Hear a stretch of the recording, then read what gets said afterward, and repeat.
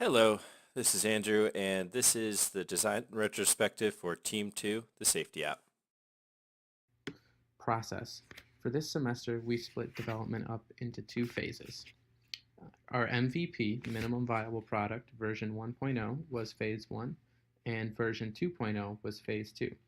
The first phase was based off design work done in the fall and therefore had a clearly defined product. This phase was split into three sprints, each 2 weeks in length, with a planning meeting preceding each and a meeting with our sponsor at the conclusion of each. At the sponsor meetings, we discussed what had been accomplished, demoed the changes, and discussed what we intended to accomplish before the next meeting.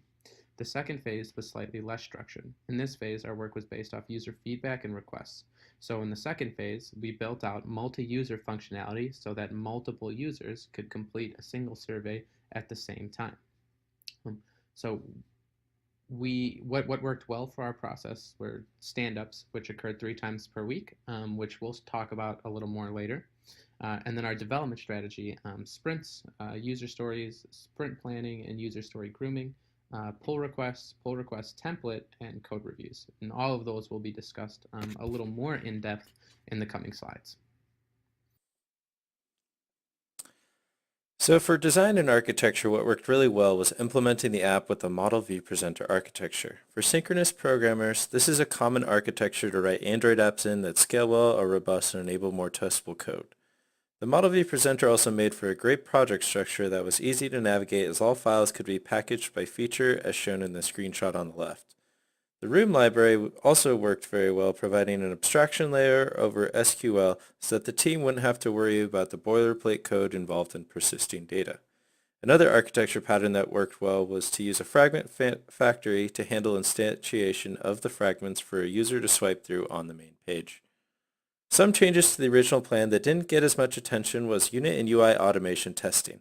This changed for the team as everybody was still fairly new to Android and they wanted to deliver more business value to the sponsor with feature work instead of slowing down the development process learning how to also write tests.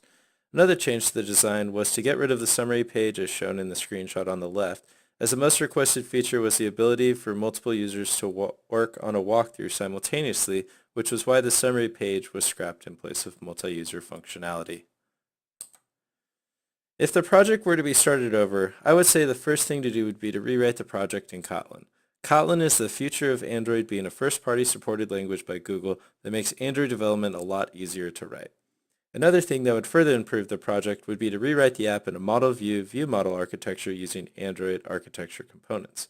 This is a set of tools from Google that allow you to write Android apps a lot easier, that are scalable, testable, and more robust. The last thing that would be further improved would have been to only use the Room library and not add the Room asset library to preload the Room database from a SQL table, which turned out to be very fragile when any changes were made to the schema.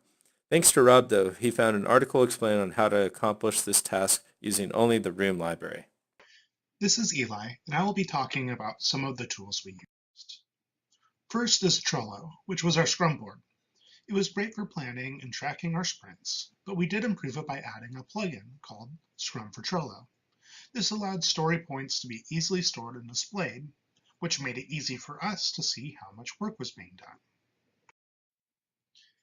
GitHub provided a private and version-controlled code repository. We improved it by adding integrations. My favorite integration was with Slack, so the team could be notified each time there was a new pull request. Next, we used Google Meet for our synchronous meetings and screen sharing. This was easy to use for the team and the sponsor. One trick we learned along the way was to embed the Meet in a recurring Google Calendar event. This would ensure the same link would always be used, so attendees could know where to go for the meeting. Finally, Slack was used for our asynchronous communications. This provided a searchable record of our conversations and decisions. One customization we made was to set up a command so Slackbot could tell us who the assigned code reviewers were. This helped the team have quick code reviews.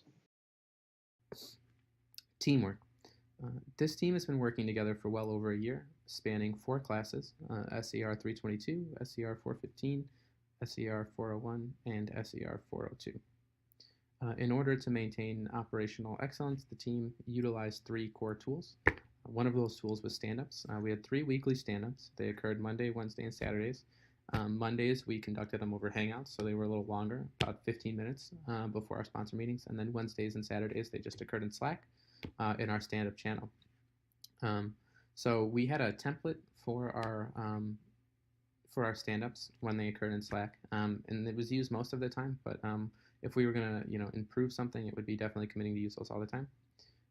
We also conducted brown bags.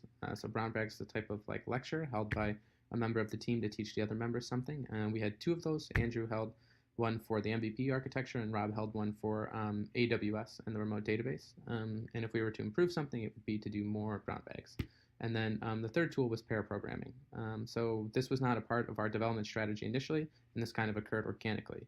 And it was very useful to solve difficult problems. And if we were going to improve something, it would be to pair program from the beginning, because we only did it for about the second half of the semester.